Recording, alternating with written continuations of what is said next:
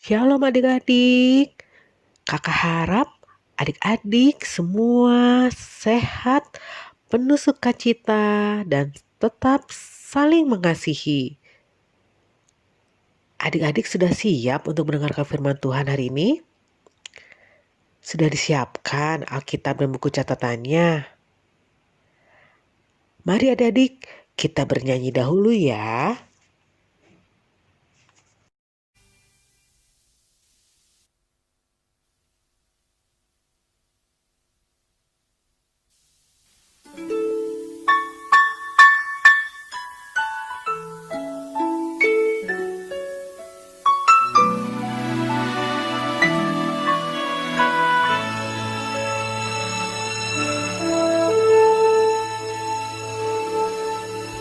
Ku siapkan hatiku Tuhan untuk dengar firman-Mu saat ini. Ku sujud menyembah-Mu Tuhan, masuk hadirat-Mu saat ini. Curahkan urapan-Mu Tuhan bagi jemaat-Mu saat ini.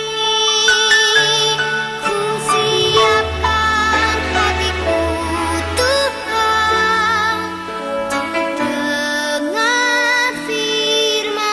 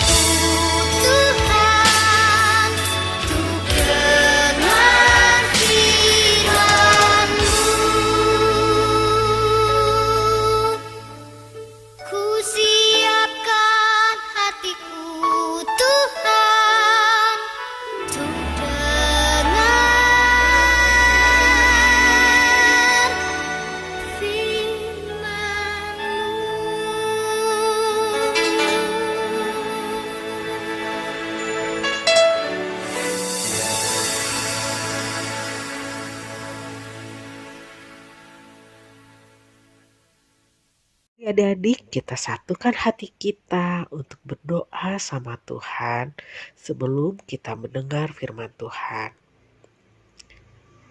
Tutup matanya, lipat tangannya, kita berdoa. Tuhan Yesus yang baik, terima kasih buat kesehatan, sukacita, dan kasih-Mu pada kami. Saat ini kami mau mendengarkan firman Tuhan, kebuka hati, telinga untuk firman-Mu. Berbicaralah Tuhan, kami siap untuk mendengarkan firman-Mu. Dalam nama Tuhan Yesus kami berdoa. Amin. Nats firman Tuhan hari ini, Minggu 5 Juli 2020, dari Kejadian 37 dan 39. Adik-adik baca ya. Dan judul cerita kita hari ini, hidup sopan dalam kata dan perbuatan. Adik-adik, siapa nih yang bisa tebak siapakah dia? Seorang gembala. Dia manis sikapnya dan elok parasnya. Dia kesayangan ayahnya dan juga dia kesayangan kepala penjara. Dia dibenci oleh abang-abangnya dan dijual sama abang-abangnya. Tuhan selalu menyertai dia dan melimpahkan kasih setianya kepada dia, sehingga dia menjadi seorang yang selalu berhasil dalam pekerjaannya. Adik-adik tahu siapakah dia? Mari kita saksikan video berikut ini.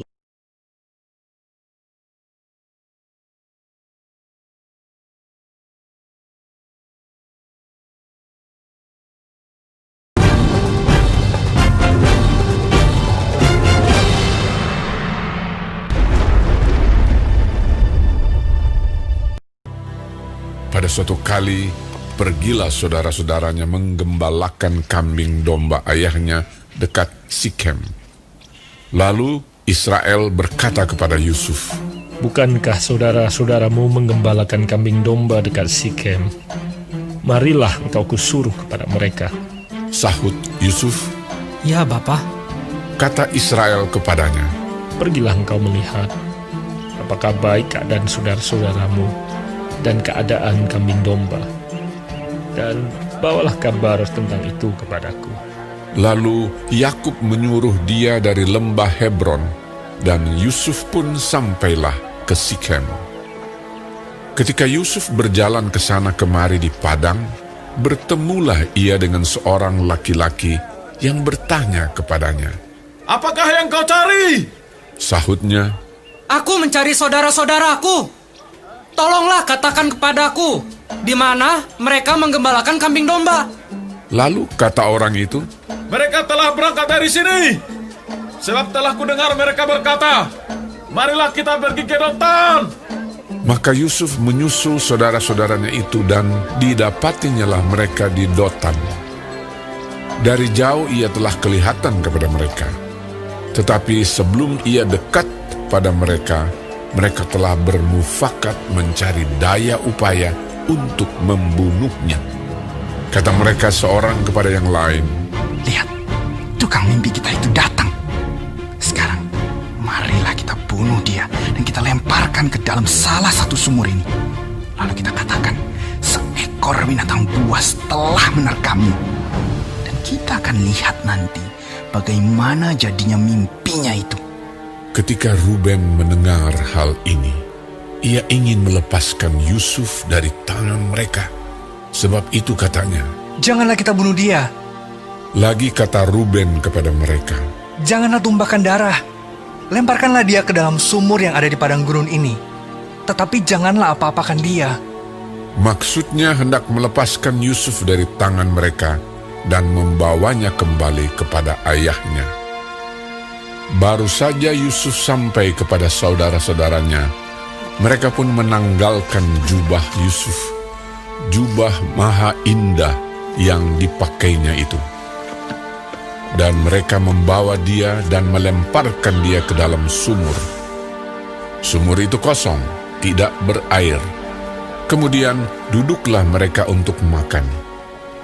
Ketika mereka mengangkat muka, kelihatanlah kepada mereka suatu kafilah orang Ismail datang dari Gilead dengan untanya yang membawa damar, balsam, dan damar ladang dalam perjalanannya mengangkut barang-barang itu ke Mesir. Lalu kata Yehuda kepada saudara-saudaranya itu, Apakah untungnya kalau kita membunuh adik kita itu dan menyembunyikan darahnya? Marilah kita jual dia kepada orang Ismail ini. Tetapi janganlah kita apa-apakan dia, karena ia saudara kita, darah daging kita. dan saudara-saudaranya mendengarkan perkataannya itu. Ketika ada saudagar-saudagar Midian lewat, Yusuf diangkat ke atas dari dalam sumur itu, kemudian dijual kepada orang Ismail itu dengan harga 20 shikal perak. Lalu Yusuf dibawa mereka ke Mesir. Ketika Ruben kembali ke sumur itu, ternyata Yusuf tidak ada lagi di dalamnya. Lalu dikoyakkannya lah bajunya, dan kembalilah ia kepada saudara-saudaranya. Katanya, Anak itu tidak ada lagi. Kemanakah aku ini? kemudian mereka mengambil jubah Yusuf dan menyembelih seekor kambing, lalu mencelupkan jubah itu ke dalam darahnya. Jubah maha indah itu mereka suruh antarkan kepada ayah mereka dengan pesan, Ini kami dapati. Silakanlah Bapak periksa, apakah jubah ini milik anak Bapak atau tidak. Ketika Yakub memeriksa jubah itu, ia berkata, Ini jubah anakku. Binatang buas telah memakannya.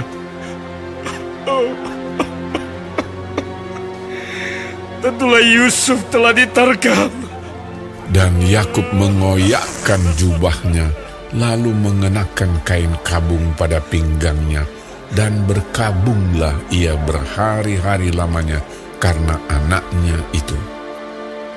Sekalian anaknya laki-laki dan perempuan berusaha menghiburkan dia, tetapi ia menolak dihiburkan, serta katanya, Tidak, aku akan berkabung sampai aku turun mendapatkan anakku ke dalam dunia orang mati. Demikianlah Yusuf ditangisi oleh ayahnya. Adapun Yusuf, ia dijual oleh orang Midian itu ke Mesir kepada Potifar, seorang pegawai istana Fir'aun, kepala pengawal raja.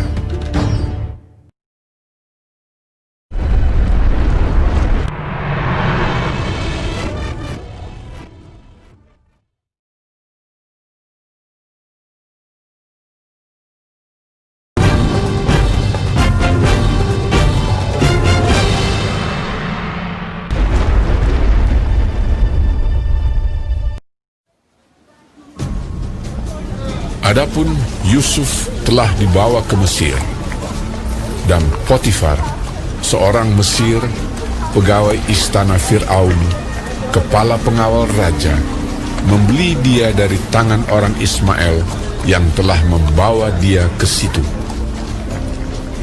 Tetapi Tuhan menyertai Yusuf, sehingga ia menjadi seorang yang selalu berhasil dalam pekerjaannya.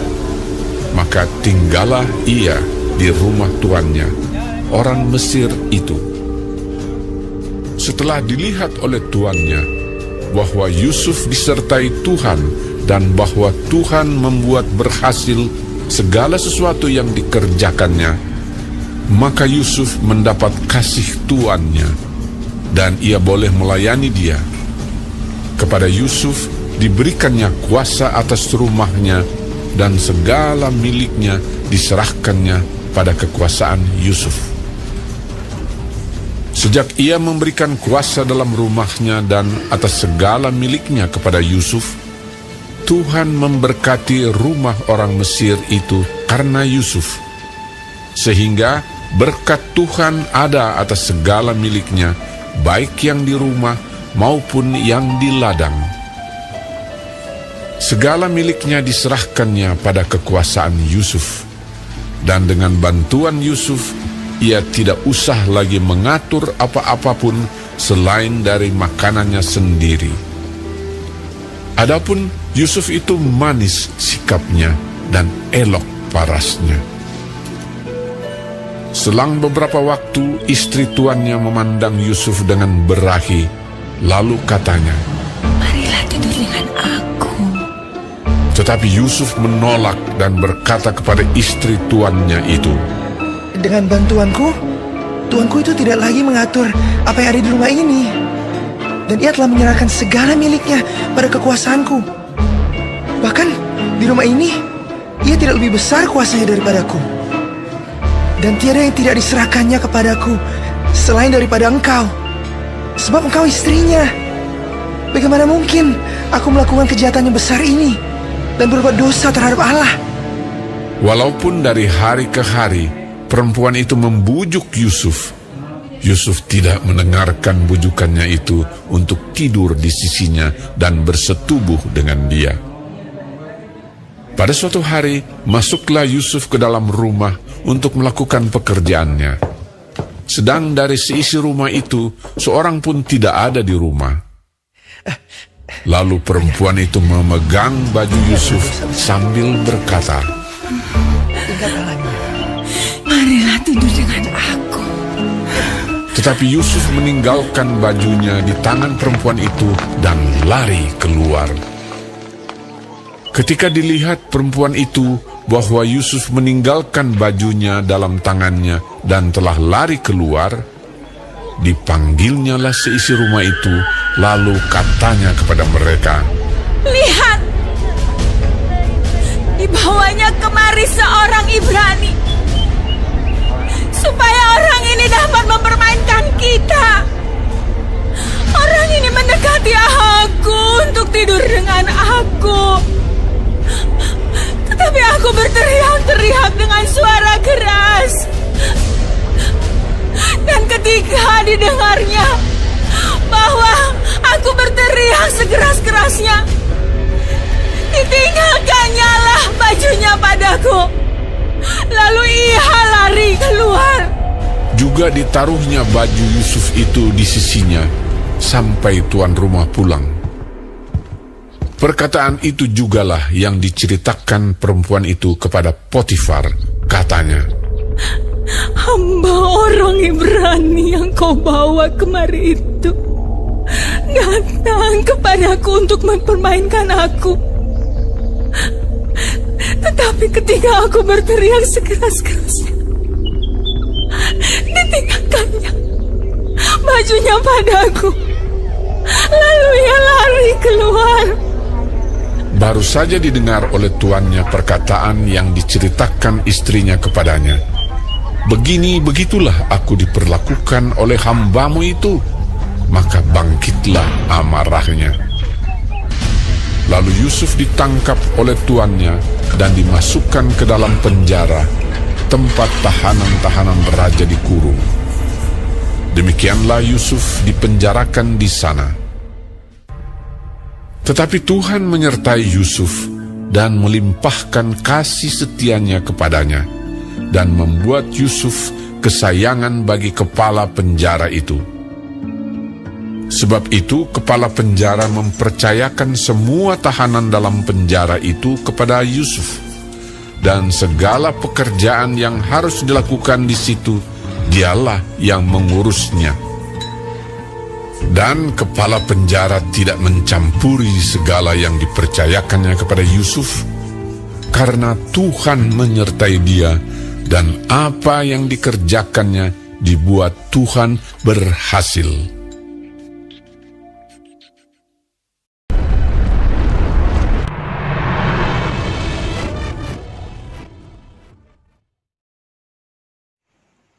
Dari kisah Yusuf yang telah kita saksikan, kita bisa belajar dari Yusuf. 1. Tuhan selalu menyertai Yusuf dan melimpahkan kasih setianya kepadanya sehingga semua pekerjaan yang dilakukan Yusuf selalu berhasil. Kedua, Yusuf selalu setia kepada Tuhan. Kesetiaan kepada Tuhan dilakukan dengan tetap menjaga kepercayaan orang kepadanya. Yusuf menjaga kepercayaan orang tuanya untuk menggembalakan kambing dombanya. Yusuf menjaga kepercayaan tuannya Potifar atas seluruh rumah tangganya dan segala miliknya. Di penjara, Yusuf menjaga kepercayaan kepala penjara atas seluruh tahanan dan pekerjaan lainnya. Kedua, Yusuf sopan dalam kata dan perbuatan. Yusuf sopan kepada orang tuanya dan saudara-saudaranya. Dia menghormati dan menuruti semua perintah ayahnya dan abangnya. Yusuf juga mengampuni abang-abangnya yang telah berbuat tidak baik kepadanya dengan menjual dia. Dan Yusuf menjaga kesopanan kepada istri Potifar. Istri Potifar menuduhnya telah bertindak tidak sopan kepada dirinya. Padahal dia selalu menjaga kesopanan dalam kata dan perbuatan. Bujukan dan rayuan istri Potifar dikalahkan dengan kesetiaan kepada Tuhan. Dia juga tidak pernah menyia-nyiakan kepercayaan tuannya Potifar. Kesetiaan Yusuf kepada Tuhan dan kesopanan Yusuf dalam kata dan perbuatan menghantarkan dia menjadi seorang pejabat tinggi di Mesir. Dari firman Tuhan pada hari ini kita diingatkan bahwa Tuhan selalu menyertai adik-adik dan kakak, dan Tuhan melimpahkan kasih-Nya kepada kita, dan percaya apapun yang kita lakukan Tuhan buat berhasil. Dan Tuhan juga mau kita selalu setia kepada Tuhan dengan menjaga kepercayaan orang kepada kita. Dan kita harus selalu sopan dalam kata dan perbuatan.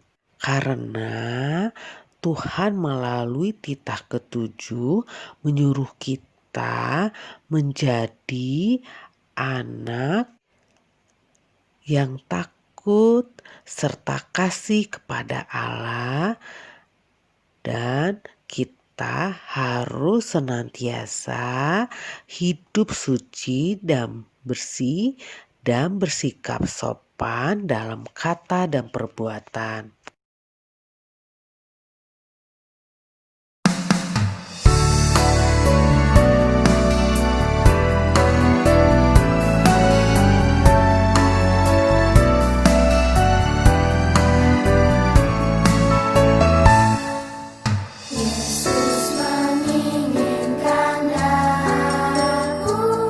Bersinar baginya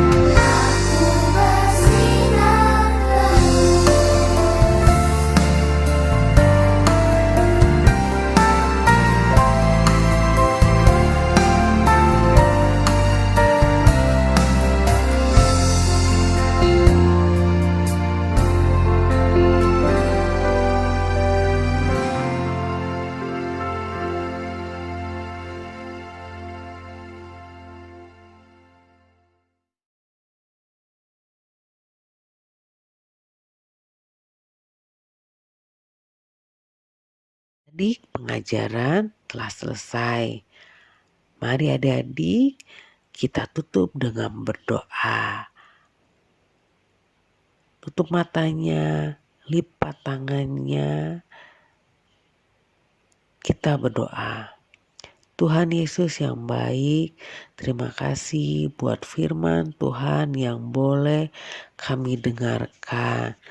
Tuhan Yesus, saya mau setia kepada Tuhan seperti Yusuf. Dan juga Tuhan Yesus, saya mau menjaga kepercayaan yang diberikan. Dan juga saya mau hidup sopan dalam perkataan dan perbuatan. Tuhan Yesus, ingatkan saya apabila saya melakukan hal yang tidak baik.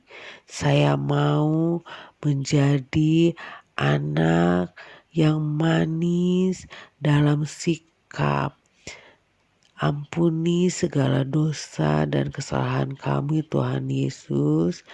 Di dalam nama Tuhan Yesus kami berdoa. Amin.